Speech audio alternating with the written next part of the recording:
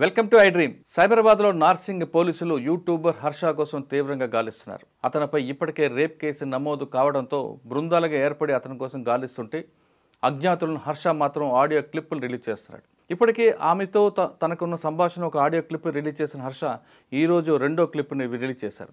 ఆ క్లిప్లో చాలా స్పష్టంగా ఇద్దరి మధ్యన వ్యాపార సంబంధాలపై ఉన్నట్లుగా తెలుస్తుంది. ఒక్కసారి ఆడియోలో ఏముందో విందాం. 5 years back we had liquor license business. Okay. Liquor business లో లైసెన్స్ వేరే వాళ్ళకి ఉంటది, షాప్ మనకు ఉంటది. ఓకే, ఏదైతే ఫర్ ఎగ్జాంపుల్ నెలకి నేను 10,000 సంపాదించుకున్నానంటే వాళ్ళకు ఉన్న షేర్ వాళ్ళకి వెళ్ళిపోవాలి.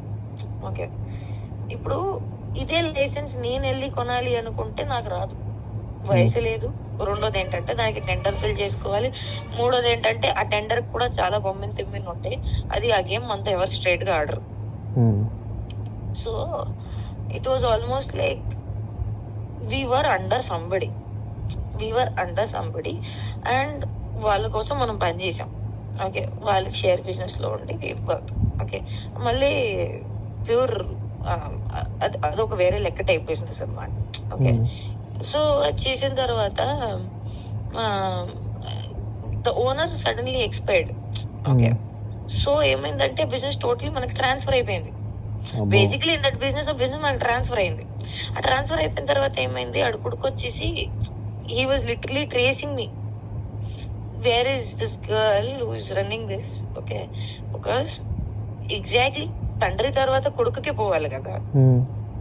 ఆ కొడుకుకి పోవాలి అనుకుంటే అది అది నేను ఇవ్వాలి తలుచుకోలే యాక్చువల్లీ. అప్పుడు డబ్బు కకృతి పడి I so much of money is coming, liquor వెనకాల ఉండే డబ్బులు అసలు పిచ్చి పిచ్చిగా ఉంటదని చెప్పేసి అసలు ఐ వాంట్ దిస్ బిజినెస్ అని చెప్పేసుకొని అసలు I did not give him, because అదంతా కాంటాక్ట్స్ నాకు వచ్చేసింది కదా.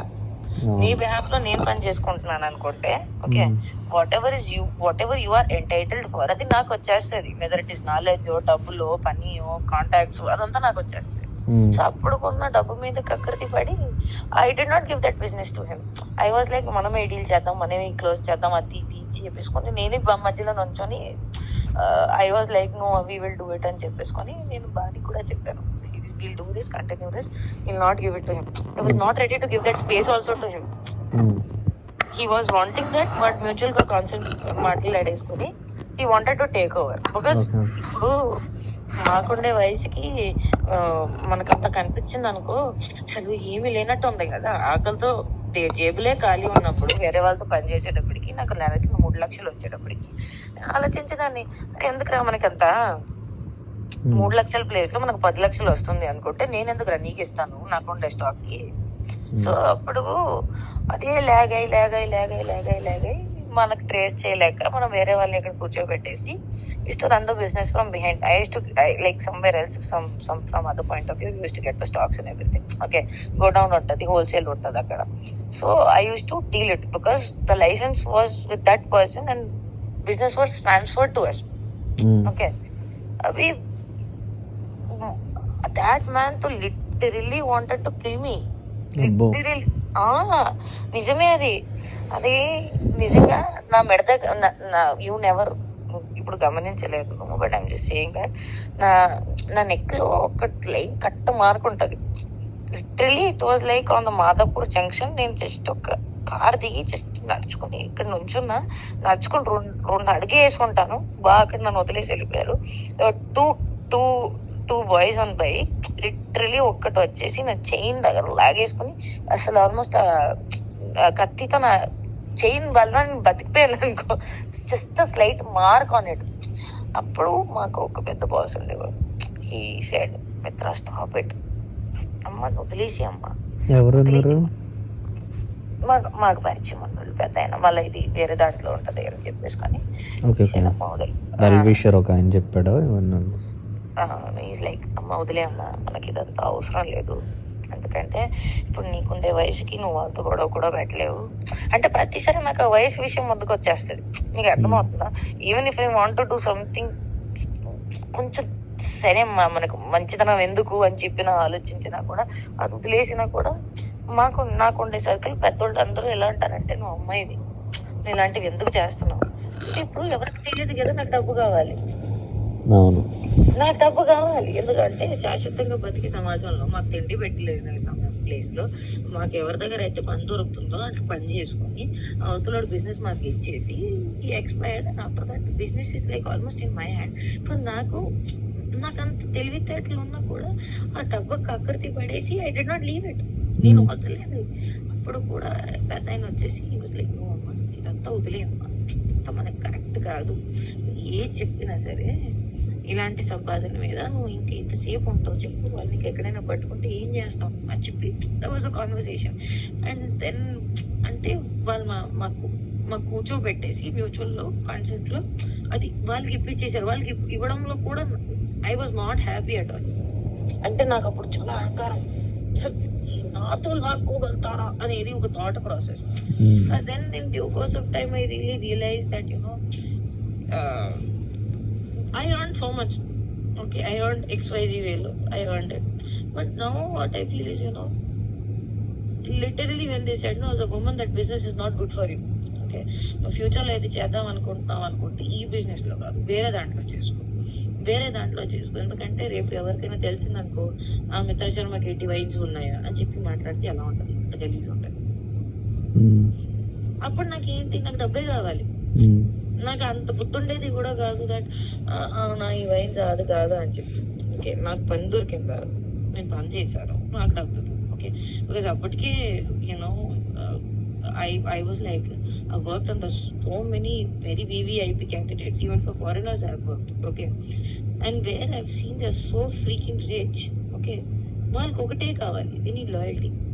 That is the reason I all the time keep telling loyalty. It's all because I've learned that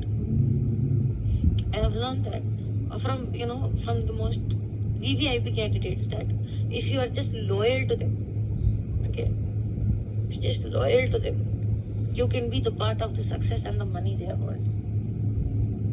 Just be a part of their loyalty and they'll give you everything. అబ్బో మస్తుగా ఇవ్వలేని వాళ్ళు కూడా ఉంటారు కదా.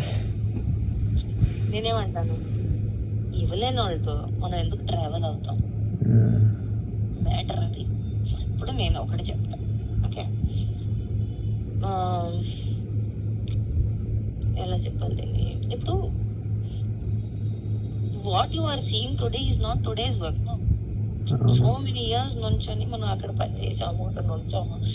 యూ టెల్ మీ, ఏం పని నేను చేయలేదు. కొంచెం యాక్టింగ్ నుంచి వాడి దగ్గరికి వెళ్ళేసి వీళ్ళ దగ్గరికి వెళ్ళేసి అది చేసుకొని ఇది చేసుకొని అక్కడ పంపించి ఇక్కడ పంపించి అలా చేసి ఇక్కడ నుంచి డబ్బు తీసుకొని అక్కడికి పోయి అసలు సగం జీవితం నాకు అనిపించింది till now I did manipulation only. That is the reason I got bored with manipulation. My reality is that ఇప్పుడు ఒక చిన్న పిల్లవాడికి చాక్లెట్ తిను అంటే ఒకరోజు వాడికి చాక్లెట్ నుంచి విరక్తి వచ్చేస్తుంది. My whole conversation is 9 to 5 job చేసిన వాళ్ళు ఎంత ప్రశాంతంగా బతుకుతారు. ఎందుకంటే they know what work they are doing. They have to do the same job. Okay, there is no creativity, there is no difference in the working pattern, there will be no change in whatever they are doing. Okay, మహా అయితే నువ్వు loyal గా ఆ కంపెనీకి పని చేసావు అనుకో, సంవత్సరానికి 2 సంవత్సరానికి నీకు వచ్చేసి ఒక హైక్ ఉంటుంది. But they have no brain pressurizing work. Okay, they just have to give output for the work they already know. But here is like, ఇప్పటి వరకు 2 ఆడియోలు విన్నాం. చాలా స్పష్టంగా ఆమె ఒక లిక్కర్ బిజినెస్ కోసం చేయాలి, తనతో కలిపి పనిచేయాలి, తనకు వయసు సహకరించట్లేదంటూ ఆమె హర్షతో మాట్లాడుతున్న ఆడియోలో ఉంది. ఏదేమైనా సరే బిజినెస్ విషయం పక్కన పెడితే అసలు హర్ష దొరకడా అనేది ప్రశ్న కనిపిస్తుంది. ఆడియోలు లీక్ చేసే బదులు ఖచ్చితంగా అతనే పోలీసుల ముందుకు వచ్చి తన నిజ స్వరూపాన్ని కానీ తన నిజాన్ని బయట పెట్టాలంటూ హర్షకి వ్యతిరేకులు డిమాండ్ చేస్తున్నారు. మరోవైపు ఈ ఆడియోలు ముందే లీక్ చేశారంటే ఇది ఖచ్చితంగా ప్రీ ప్లాన్డ్గా జరుగుతున్న సంభాషణ అంటూ అతనికి వ్యతిరేకులు అంటున్నారు. కానీ దానికి హర్ష కౌంటర్గా ఏం చెప్తున్నారంటే తను వాళ్ళ సంగతి ముందే తెలుసు కాబట్టి నేను ప్రీ ప్లాన్డ్గానే ఆడియో రిలీజ్ చేశాను, రికార్డ్ చేశానంటూ అతను సమర్థించుకుంటున్నారు. ఏదేమైనా సరే ఏది నిజం ఏది అబద్ధం తెలియాలంటే హర్ష నార్సింగ్ పోలీసు ముందు హాజరవ్వాలి. పోలీసుల దర్యాప్తులు నిజాలు బయటపడాల్సిన అవసరం ఎంతైనా ఉంది. హర్ష విషయంలో ఇది ఎక్స్క్లూజివ్ ఇంటర్వ్యూ. వచ్చే వారం మరో విషయంలో మళ్ళీ కలుద్దాం. అంతవరకు నమస్తే, థ్యాంక్ యూ.